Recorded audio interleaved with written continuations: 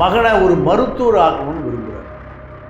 ஆனால் மகனுக்கு நடிகர் ஆவதில் தான் விருப்பம். அசிஸ்டன்ட் டைரக்டர், ப்ரொடியூசர், கதாநாயகன் எல்லாருடைய மைண்ட்லேயும் வில்லன் கேரக்டராக சத்யராஜை கூப்பிடு. சாதி யாரையாக கண்டுபிடிச்சான்? இந்த கண்டுபிடிச்சது யாருன்னா இந்த மணி அடிப்பானுகளை பயலுவா அவனுக்கு தாயாத கண்டுபிடிச்சானு. முல்லை பெரியார், காவிரி பிரச்சனை, கச்சத்தீவு, ஈழ பிரச்சனை, இது எந்த பிரச்சனை வந்தாலும் முன்னாடியில் நின்று குரல் கொடுக்கக்கூடிய குரலுக்கு சொன்னார். கடைசி வரை ரஜினி படத்தில் வில்லன் வேடத்துக்கு நடிப்பதற்கு அவர் தயாராகவே இல்லை. Begin cinema YouTube channel viewers எல்லாருக்குமே வணக்கம். இன்னைக்கு சினிமா சம்பந்தப்பட்ட கேள்விகளுக்கு விளக்கம் அளிப்பதற்காக நம்மளோட இணைந்திருக்காங்க மூத்த பத்திரிகையாளர் திரு தமிழ பாண்டியன் அவர்கள். வணக்கம் சார். வணக்கம் சார். சத்யராஜ் அவர்கள் வில்லனா முதல்ல அறிமுகமானது, அதுக்கப்புறம் ஹீரோவா பல படங்கள் நடிச்சு மக்கள் மனசுல இடம் பிடிச்சார். ஸோ சத்யராஜ்னா யாரு, அவருடைய சினிமா உலக பயணம் எங்க தொடங்குச்சு? சத்யராஜ், கவுண்டமணி, மணிவண்ணன், 3 பேருடைய காம்பினேஷன் தமிழ்நாட்டில் ஒரு மிகப்பெரிய மக்கள்கிட்ட எதிர்பார்ப்பை ஏற்படுத்திய இந்த கூட்டணி. சத்யராஜை பொறுத்த வரைக்கும் கதாநாயகன், வில்லன், காமெடி. நீங்கள் அமைதிப்படை படம் வந்த பிறகு தான் சத்யராஜை பொறுத்தவரை நீங்கள் அரசியல்வாதிகள்கிட்டையும் கொண்டு போய் சேர்த்த படம், அரசியல்வாதிகளே ரசித்த படம். கிராமங்கள் பூரா மக்கள்கிட்ட சத்யராஜ் மணிவண்ணன் கூட்டணி மிகப்பெரிய அரசியல்வாதிகள் எப்படி இருப்பாங்க, இதை எந்த திரைப்பட நடிகரும் செய்யாத ஒரு சாதனை. இவருடைய இயற்பெயர் ரங்கராஜ். கோயம்புத்தூரில் இவர் பூர்வீகம் கோயம்புத்தூர். அவங்க அப்பா ஒரு மருத்துவர். மகனை ஒரு மருத்துவர் ஆக்கணும்னு விரும்புகிறார். ஆனால் மகனுக்கு நடிகர் ஆவதில் தான் விருப்பம். அம்மாவுக்கு அந்த கொஞ்சம் கூட சரி சினிமாவுக்கு போவது பிடிக்கல. அப்போ 1980 கிளம்பி சென்னைக்கு வரார். சென்னைக்கு பல வாய்ப்புகளை தேடி அலையிறாங்க.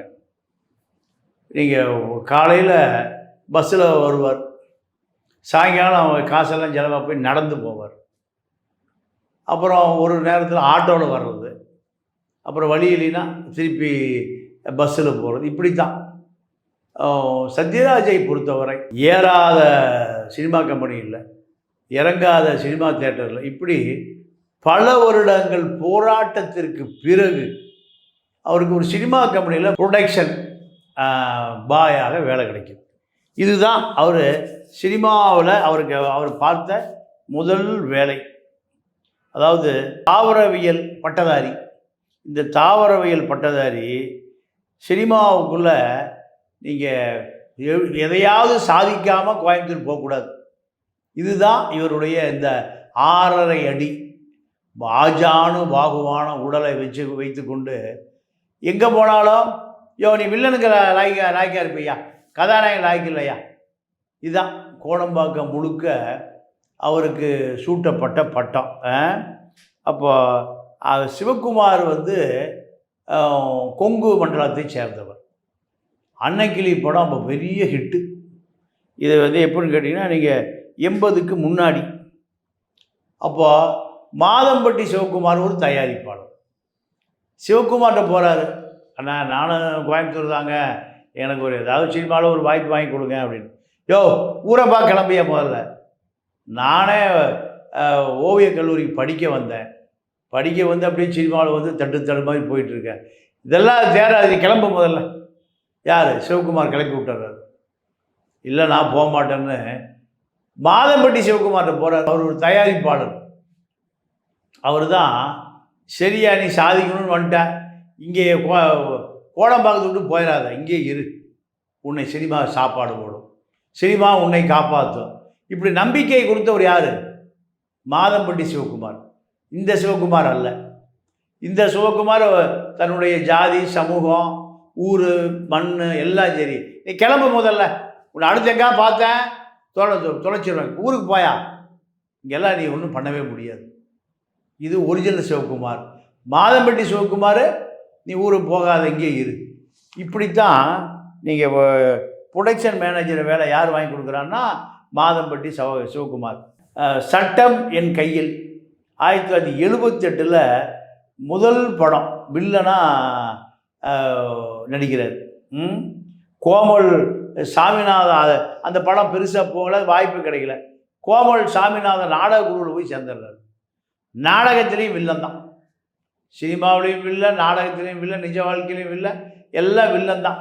அப்போது கோமல் சுவாமிநாதன் நாடக குழுவில் சின்ன சின்ன வேடம், குணச்சித்திர வேடம், இதுதான் அவருக்கு சாப்பாடு போடுது. ஊருக்கு போகிறதுக்கு விருப்பம் இல்லை. போனால் கதாநாயகனாக போகணும் ஊருக்கு, இல்லைன்னா ஊருக்கே போகக்கூடாது. இப்படி இருந்த காலகட்டத்தில் இதில் வந்து இவர் ஒரு எம்ஜிஆர் பக்தன், எம்ஜிஆர் மீது அளவு கடந்த பற்று கொண்டவர். அதனால் பெரியாரை தலைவராக ஏற்றுக்கொண்டவர். சினிமாவில் எம்ஜிஆர், கொள்கையில் பெரியார். அப்போ இரண்டு காம்பினேஷனில் சென்னையை சுற்றி பல முயற்சி பண்ணுறாரு. 2வது படம் இரவு பூக்கள், அதுவும் ஓடலை. அப்புறம் பாரதி ராஜாட்ட கடலோர கவிதைகளில் இவர் ஒரு ஹீரோ. அப்புறம் கமல் படம், விக்ரம்னு ஒரு படத்தில் வில்லன். இப்படி மீண்டும் படையெடுப்பு தான். வில்லனு கதையும் எடுபடலை, ஹீரோ கதையும் எடுபடலை. காலையில் எல்லா சினிமா கம்பெனியும் ஏறி இறங்குவதை ஒரு தொழிலாக வச்சுருக்கேன்.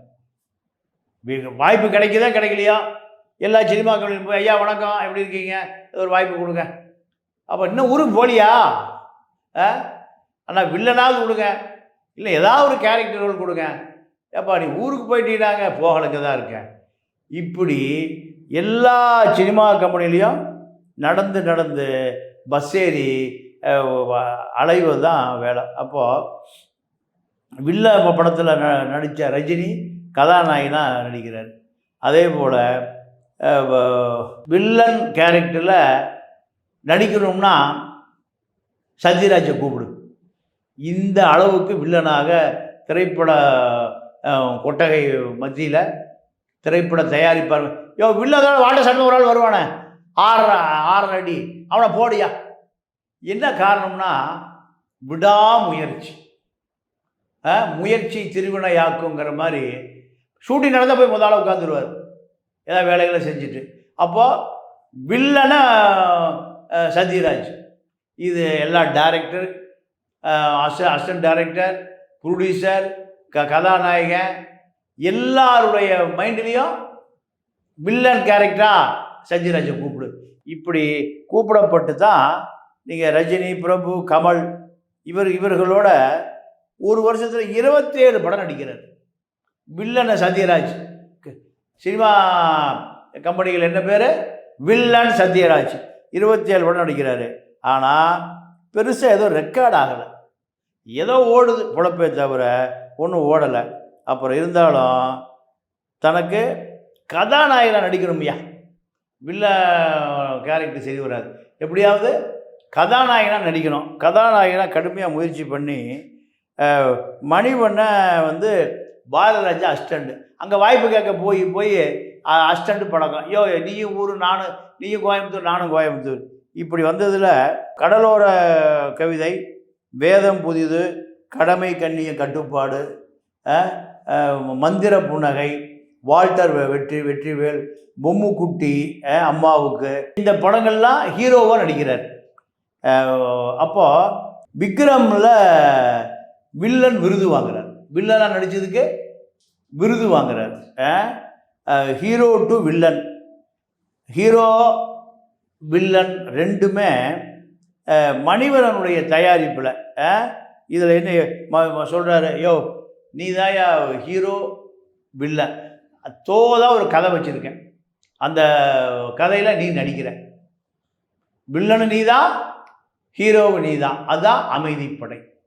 அமைதிப்படை தான் இவரை பெரிய வில்லனாகவும் கதாநாயகனாகவும் மக்கள்கிட்ட அறிமுகப்படுத்தி அரசியல்வாதி எப்படி நடக்கணும், அரசியல்வாதி எப்படி இருப்பான், அரசியல்வாதியுடைய கேரக்டர் என்ன, அரசியல்வாதிக்கு நடிக்கக்கூடிய அத்தனை விஷயங்களையும் அரசியல்வாதிக்கு பாடம் எடுத்த படம் தான் இந்த அமைதிப்படை. அதான் அதில் வசனம் என்னென்னா, அமெரிக்காவை கொலம்பஸ் கண்டுபிடிச்சான், தாமஸ் ஆல்வா கரண்டை கண்டுபிடிச்சாரு, சாதி யாரையா கண்டுபிடிச்சான். அதில் ஒரு வசனம்.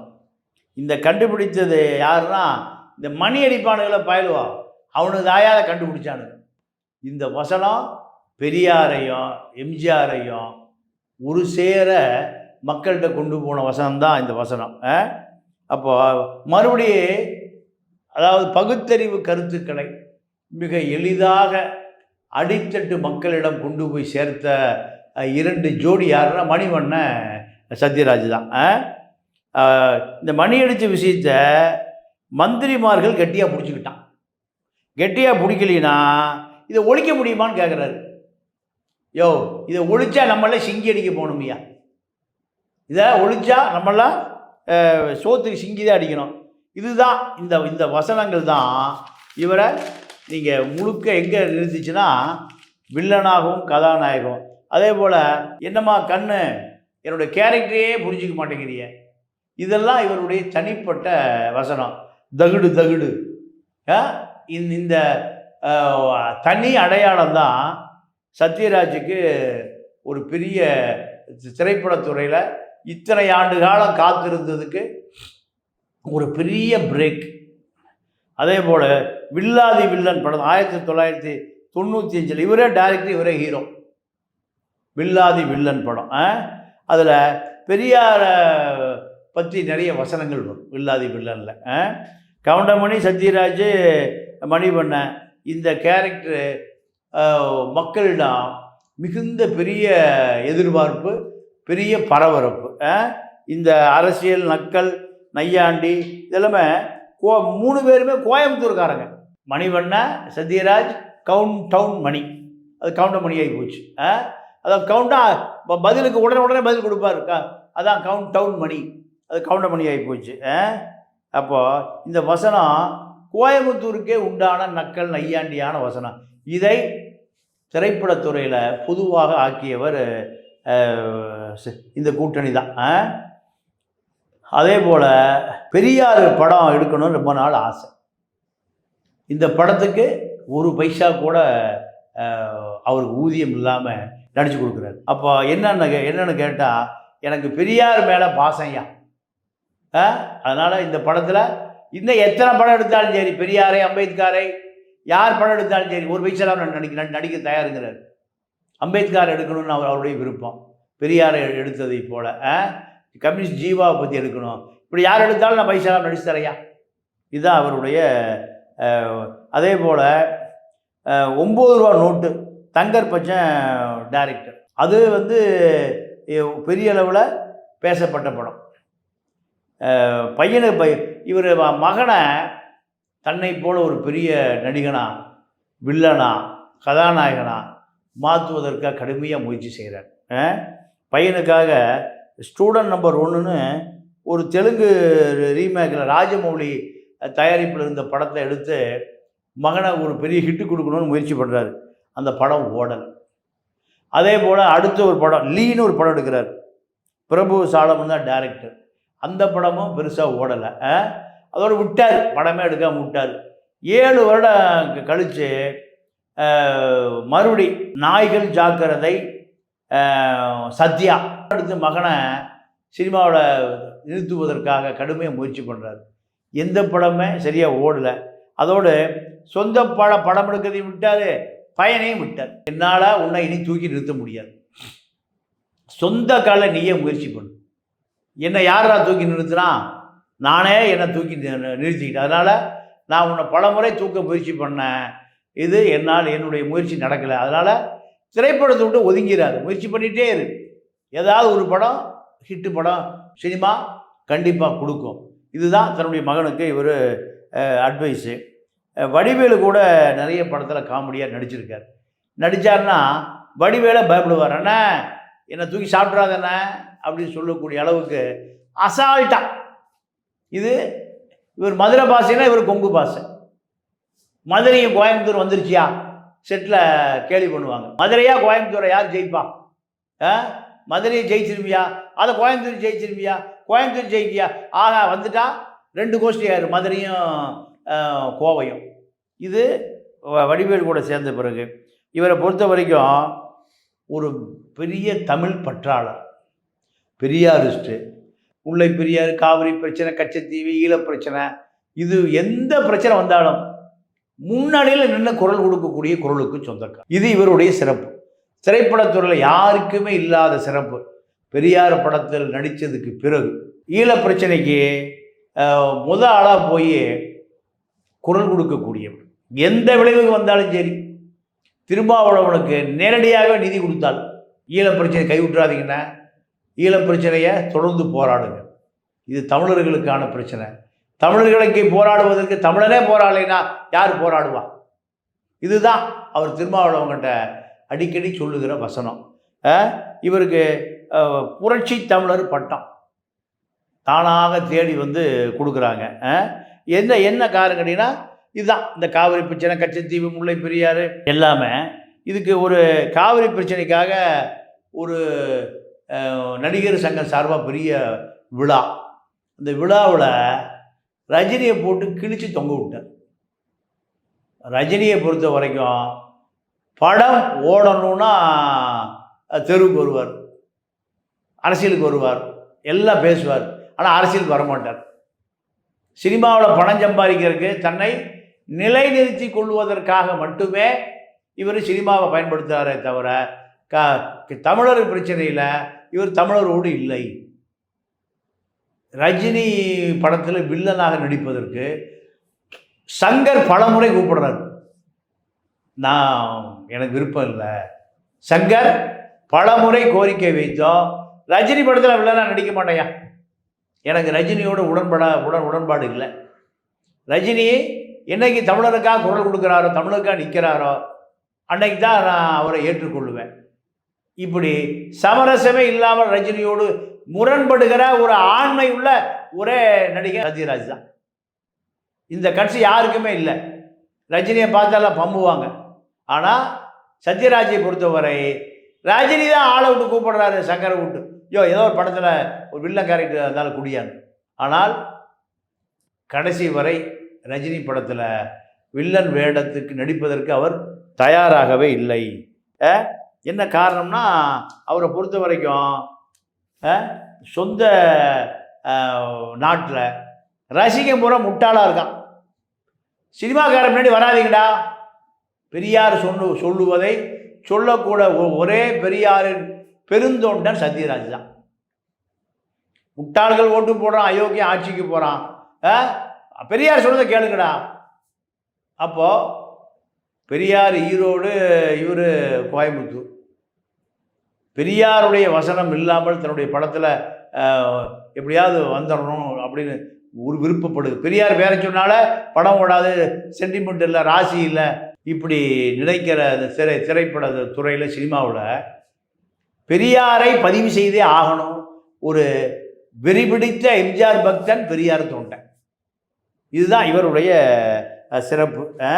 ரஜினி எத்தனை படம் கொடுத்தாலும் நடிக்க மறுத்தவர். விஜய் ரசிகர் இவர். விஜய் குடும்பமே விஜயை ஏற்றுக்கொள்ளும். என்ன காரணம் கேட்டிங்கன்னா, விஜய்கிட்ட இவர்கிட்ட ஒரு நட்பு ரீதியாக விஜய் குடும்பம், விஜயுடைய அப்பா விஜய் ரெண்டு பேருமே சத்யராஜ் மீது அளவு கடந்த பற்று கொண்டவர். என்ன காரணம், அவர் ஒரு பெரியாரிஸ்ட். யார்? எஸ்ஐசி. அதே பெரியாரிஸ்ட்டு சத்யராஜ். இப்போ இந்த ஈழப் பிரச்சனை, காவிரி பிரச்சனை, கச்சத்தீவு பிரச்சனை பேசுறதுனால பாகுபலி படத்தில் கர்நாடகாவில் ஓட்ட முடியாது. வாட்டாள் நாகராஜ் என்ன பண்ணுறான், மன்னிப்பு கேட்கலாம், படம் கொளுத்திடுவாங்கிறான் இவர் படத்தை. ஏன்னா இவர் வாட்டாள் நாகராஜ காவிரி பிரச்சனையில் கடுமையாக பேசியிருக்கார். தமிழ் திரைப்படத்தை தடை செய்வேன்னு சொல்லும்போது செஞ்சு பார், நீ செஞ்சு பார் அப்படின்லாம் சொன்னவர். எம்ஜிஆர் அப்படி தான் சொன்னார். இந்த வாட்டாள் நாகராஜா, நீ தமிழ் படத்தை நீ தடை செய்து பார் அப்படின்னு சொன்னவர் எம்ஜிஆருக்கு அடுத்தபடியாக சத்யராஜ். அப்போ இந்த பாகுபலி படத்தை ஓட விட மாட்டேங்கிறாங்க. அப்போ பாகுபலி ப்ரொடியூசர் டைரக்டர் என்ன பண்ணுறாரு, நீங்கள் ஒரு மன்னிப்பு கேளுங்க. ஆனால் மன்னிப்பெல்லாம் கேட்க முடியாது, மன்னிப்பு தமிழன் என்றைக்குமே மன்னிப்பு கேட்க மாட்டாயா? இதை மறுத்தவர் படம் ஓட மாட்டேங்குது. அப்போ என்ன பண்ணுறாரு? வேறு வழி இல்லாமல் சரி நான் வருத்தம் தெரிவிக்கிறேன். புலிஸ் இதை லாஸ் ஆகிடக்கூடாது. புலிஸ் பல கோடி ரூபா போட்டு படம் எடுத்திருக்கான். அதனால் நான் வருத்தம் தெரிவிக்கிறேன். இதுதான் அவருக்கு கடைசியாக கேட்ட வருத்தம். இதை விட அவருக்கு இந்த நடிகர் சங்க தேர்தல் சரத்குமார் ராதா ரவியை எதிர்த்து முழுசாக நிற்கிறார். அப்போது ராதிகா பஞ்சாயத்து பண்ணுது, தயவுசெய்து வேண்டாம், நீங்கள் என்னுடைய அண்ணன் ராதா ரவி, என்னுடைய கணவர் சரத்குமார், 2 பேர்ட்டையும் சமரசமாக போங்க, அவங்கள எப்படியே ஜெயிக்க வைங்கன்னு. என்னால் முடியவே முடியாது. இவர்கள் 2 பேரும் நடிகர் சங்கத்தை பால் பண்ணிட்டாங்க. நடிகர் சங்க கட்டணம்லாம் விற்கப்பட்டு விட்டது. பல கோடி ரூபாய் ஊழல் நடந்து போச்சு. அதனால் என்னால் ஏற்றுக்க முடியாது. இதை கடைசி வரை சரத்குமார் ராதா ரவியை ஏற்றுக்கொள்ளாமல் நீங்கள் சிவகுமார் குடும்பம், விஷால், நாசர் இவர்களை தேர்தலில் வெற்றி பெற வைத்ததில் சத்யராஜ் பங்கு பெரும் பங்கு. இவரை பொறுத்த வரைக்கும் கல்வி உதவி நிறைய பேருக்கு பண்ணியிருக்காரு. யாராவது படிக்கணும்னு உதவி கேட்டால் செஞ்சுருக்காரு. இப்போ இவர் மேலே ஒரு விமர்சனம் என்னென்னா, இவர் இப்போ திமுகவாக மாறிட்டார். பெரியார் தொண்டனாக இருந்து ரஜினியை மிரட்டி இப்படி இப்போ ஒரு தமிழ் தேசிய உணர்வாளராக, தமிழின உணர்வாளராக அறியப்பட்டவர் இப்போ இவர் திமுக ஆதரவாளராக மாறிட்டார். இது இவரை பின்தொடர்ந்த ஃபேஸ்புக்கு, ட்விட்டர், இணையதள வாசிகள் பல லட்சக்கணக்கான பேர் இருக்கான். அத்தனை பேருமே இப்போ இவரை எப்படி நீங்கள் திமுக ஆதரவாளராக மாறலாம்? இதுதான் இப்போ இவர் மீது உள்ள கடுமையான விமர்சனம். இன்னைக்கு எங்களுடைய கேள்விகளுக்கு ரொம்ப அருமையான விளக்கம் கொடுத்தீங்க சார். நன்றி. நன்றி, வணக்கம். இந்த வீடியோ உங்களுக்கு பிடிச்சிருந்தா லைக், கமெண்ட், ஷேர் பண்ணிக்கோங்க. இதே போன்ற வீடியோக்களை தொடர்ந்து பார்க்க பிகின் சினிமா யூடியூப் சேனலை சப்ஸ்கிரைப் பண்ணிக்கோங்க.